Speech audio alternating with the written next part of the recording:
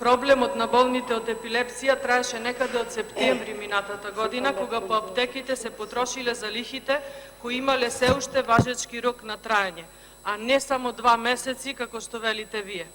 Сега, после 9-10 месеци, велите дека проблемот е решен. Министерството за здравство тврди дека пациентите кои се болни од епилепсија биле соодветно покриени со терапија и покрај тоа што родителите на деца со епинапади се жалеа дека неопходните диазепам чепчиња ги немало со месеци, а реагираа и болните дека лековите кои им се неопходни со месеци биле дефицитарни. Во прилог на ова, ќе ви прочитам изјава на болен од епилепсија кој што својата мака ја објави по социјалните мрежи. Вели, во рок од 3 дена имам поминато 24 аптеки, 1 лекар специјалист невролог и 1 матичен лекар. Станува збор за процедура што ја поминувам скоро секој месец во потрага под дефицитарниот лек оксалеп за третирање на епилепсија. Тој тврди дека лековите од типот на тегретол, окскарбамазепин и трилептал биле дефицитарни со месеци, а не само 2 месеци. Според Министерството, пациентите болни од епилепсија биле соодветно покриени со терапија, зашто лекот тегретол го имало во аптеките и можел да се подигне.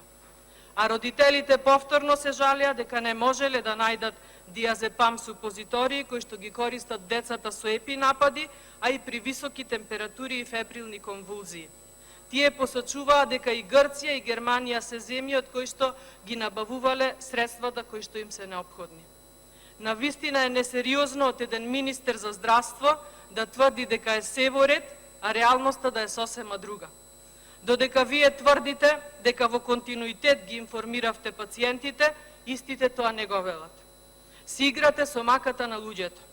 Или превземете нешто или отстапете место за некој посериозен и поодговорен, некој кој ќе работи во интерес на здравието, а не во интерес на тендерите и приватизациите во јавното здравство. Ако премиерот или било кој друг ве штити на оваа позиција, бидете доблесен, одговорен и морален и поднесете си оставка. Тоа од вас се очекува, зашто не се покажавте за одговорен и заинтересиран да се справите со сите предизвици и проблеми кои што ги има во здравството. Ви благодарам.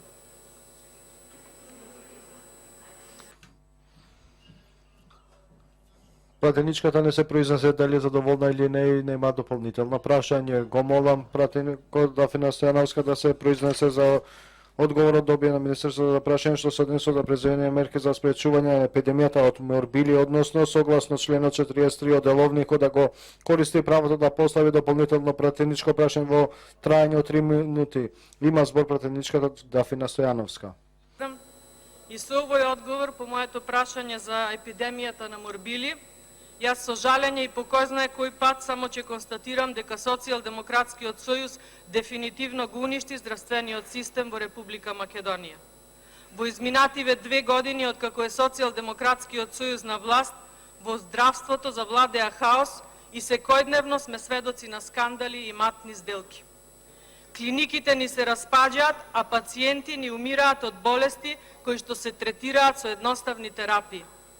Додека кај нас се јавуваат епидемии на ескоренети болести како што се морбилите, министерот вели дека се одржуваат редовни состаноци и дека епидемијата е под контрола. Социјалдемократскиот сојуз, наместо да воведе бесплатно здравство како што ветуваше, воведува приватизација или централизација на здравствените услуги, што ќе значи дополнителен удар врз џебот на граѓаните. Таков удар на товар на граѓаните и матниот и сомнителен тендер за стерилизација, вреден 13 милиони и 700 илјади евра, кој што е сличен на тендерот за реагенси кој што пропадна, а кој беше вреден 35 милиони евра. Со ова здравството стигна на ниво на клиничка смрт. Наместо да го подобрите здравствениот систем, истиот го користите за лично богатење. Не можете да се богатите на сметка на нечиво здравје, министер. И за крај, не знам дали е под ваша директива или не, но низ болниците ширум државава деновиве после изборите се прават многу разрешувања и смени меѓу вработените кои не се ваши истомисленици. Ова е очигледно вашиот начин за подобрување на здравствениот систем, а преку пресметка со неистомислениците, кои во исто време се професионалци на своите работни места. Нема ден да не помине без ваш скандал.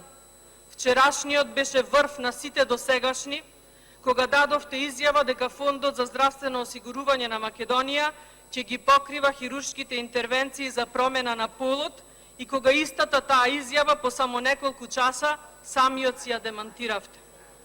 Наместо приоритет да ви се болните и нивните проблеми, вие си поигрувате и ги потценувате нивните маки. Реакциите од јавноста се силни и негодуваат на ваквото ваше однесување. Затоа подитно поднесете си оставка без разлика кој и зошто ве штити. За ваквото ваше однесување во една правна држава вие требаше да одговарате, а не премиерот да најавува кривични пријави како да е тој државен или специјален обвинител и да сме сведоци на апсење и приведувања само на вашите неистомисленици. Ви благодарам. Немам дополнение.